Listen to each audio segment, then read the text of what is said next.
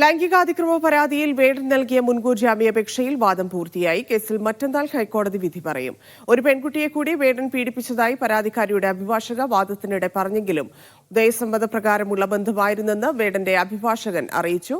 വേടനെതിരെ ഒരു കേസ് കൂടി രജിസ്റ്റർ ചെയ്തിട്ടുണ്ടെന്ന് സർക്കാരും ഹൈക്കോടതിയിൽ അറിയിച്ചു.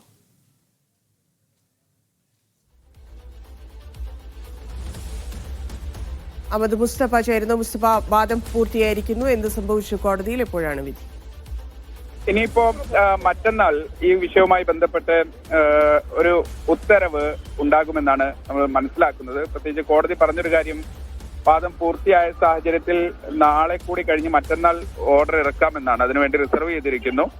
ഓർഡർ എഴുതി പൂർത്തിയായി, അതിന്റെ ഉത്തരവിന്റെ പകർപ്പ് എഴുതി പൂർത്തിയായാൽ മറ്റന്നാൾ തന്നെ ഉത്തരവ് ഉണ്ടാകും. അല്ലെങ്കിൽ ഓണാവധിക്ക് ശേഷമെന്നാണ് കോടതി പറഞ്ഞിരിക്കുന്നത്. ഇന്നിപ്പോഴെന്തായാലും കോടതിയിൽ നടന്നത് ഈ പരാതിക്കാരിയുടെ അഭിഭാഷകയ്ക്ക് ബാക്കിയുള്ള ചില വാദങ്ങൾ, ആ വാദങ്ങൾ കൂടി ഉന്നയിക്കാനുള്ള ഒരു അവസരമായിരുന്നു. അവസാനത്തെ ദിവസമായിരുന്നു വാദവും പൂർത്തിയാക്കാൻ ഇന്ന് കോടതി അനുവദിച്ചിരുന്നത്. ഇന്നെന്തായാലും ആ വിഷയത്തിൽ കുറെ കൂടി വസ്തുതകൾ കോടതിക്ക് മുന്നിൽ പരാതിക്കാരിയുടെ അഭിഭാഷക ഹാജരാക്കുകയും ചെയ്തു. പ്രത്യേകിച്ച് മറ്റു ചില കേസുകൾ കൂടി ഉണ്ട് എന്നാണ് അറിയിച്ചത്. ഒപ്പം തന്നെ നേരത്തെ സംസ്ഥാന സർക്കാരിന് ഒരു നിർദ്ദേശമുണ്ടായിരുന്നു, ഈ കേസല്ലാതെ മറ്റേതെങ്കിലും കേസുകൾ ഉണ്ടെങ്കിൽ ആ വിഷയം കൂടി അറിയിക്കാൻ സംസ്ഥാന സർക്കാരിനോട് പ്രോസിക്യൂഷൻ വിഭാഗത്തോട് കോടതി ഒരു നിർദ്ദേശമുണ്ടായിരുന്നു. ഇന്നിപ്പോ അതുമായി ബന്ധപ്പെട്ട ചില കാര്യങ്ങൾ കൂടി സർക്കാർ ഹൈക്കോടതിയെ അറിയിച്ചിട്ടുണ്ട്. പ്രത്യേകിച്ച് മറ്റൊരു കേസ് കൂടി വേടനെതിരെ രജിസ്റ്റർ ചെയ്തിട്ടുണ്ട് എന്നാണ് മനസ്സിലാക്കുന്നത്.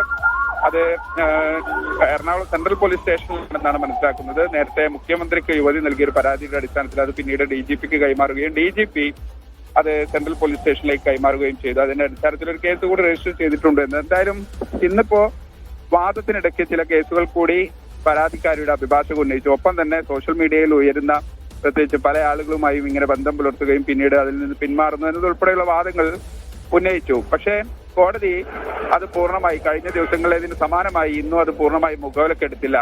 കോടതി പറഞ്ഞത് സമൂഹ മാധ്യമങ്ങളിൽ അല്ലെങ്കിൽ എഴുത്തുകാർ എന്തൊക്കെ പറയുന്നു, ആളുകൾ എന്ത് പറയുന്നു, സമൂഹം എന്ത് പറയുന്നു, സോഷ്യൽ മീഡിയ എന്ത് പറയുന്നു, അത് മാത്രം അടിസ്ഥാനമാക്കി കോടതിക്ക് ഒരു തീരുമാനം എടുക്കാൻ കഴിയില്ല. കോടതിക്ക് മുന്നിൽ കൃത്യമായ വസ്തുതകളും തെളിവുകളും ഉൾപ്പെടെയുള്ള കാര്യങ്ങളാണ് വാദിക്കേണ്ടത് എന്നതുൾപ്പെടെയുള്ള നിരീക്ഷണങ്ങൾ കോടതിയുടെ ഭാഗത്തുനിന്നുണ്ടായി. ഒപ്പം തന്നെ വേടന്റെ അഭിഭാഷകനോടും ചില ചോദ്യങ്ങൾ കോടതി ചോദിച്ചു. പ്രത്യേകിച്ച് ഇങ്ങനെ ഒരേ സമയം തന്നെ വിവിധ ആളുകളുമായി ബന്ധം പുലർത്തി ആ രൂപത്തിൽ ഒരു ആരോപണമുണ്ട് എന്നതുൾപ്പെടെയുള്ള വാദങ്ങൾ ചോദിച്ചു. അപ്പോഴാണ് അത് ബ്രേക്കപ്പ് ആയതിനു ശേഷമുള്ള ചില ബന്ധങ്ങളെ പറ്റിയാണ് ഈ വിവരങ്ങൾ. ഒപ്പം തന്നെ ഉഭയസമ്മതപ്രകാരമുള്ള ബന്ധങ്ങളായിരുന്നു എന്നതുൾപ്പെടെയുള്ള വാദങ്ങൾ പറഞ്ഞു. എന്തായാലും ഈ വിഷയത്തിൽ ഉഭയസമ്മതപ്രകാരമുള്ള ഇത്തരത്തിലുള്ള ബന്ധങ്ങളെ പിന്നീട് പീഡനമാകുന്നത് എങ്ങനെയാണെന്നതുൾപ്പെടെയുള്ള നിരീക്ഷണം ഇന്നും കോടതി ആവർത്തിച്ച് ചോദിച്ചിട്ടുണ്ട്. എന്തായാലും ഒരുപക്ഷെ കോടതി അത്തരം വാദങ്ങളൊക്കെ മുഖത്തെടുക്കുമോ എന്നറിയില്ല. പക്ഷെ മറ്റന്നാൾ എന്തായാലും ഈ വിഷയത്തിൽ ഉത്തരവിറക്കാമെന്നാണ്. പ്രത്യേകിച്ച് നേരത്തെ പോലീസ് രജിസ്റ്റർ ചെയ്ത കേസിൽ മുൻകൂർ ജാമ്യാപേക്ഷ നൽകിയ വിഷയവുമായി ബന്ധപ്പെട്ടാണ് ഈ വാദങ്ങളൊക്കെ നടക്കുന്നത്. ഇന്ന് അതിന്റെ വാദം പൂർത്തിയായി. മറ്റന്നാൾ ആ വിഷയത്തിൽ ഒരു ഉത്തരവിറങ്ങും തന്നെയാണ്. ശരി മുസ്തഫ.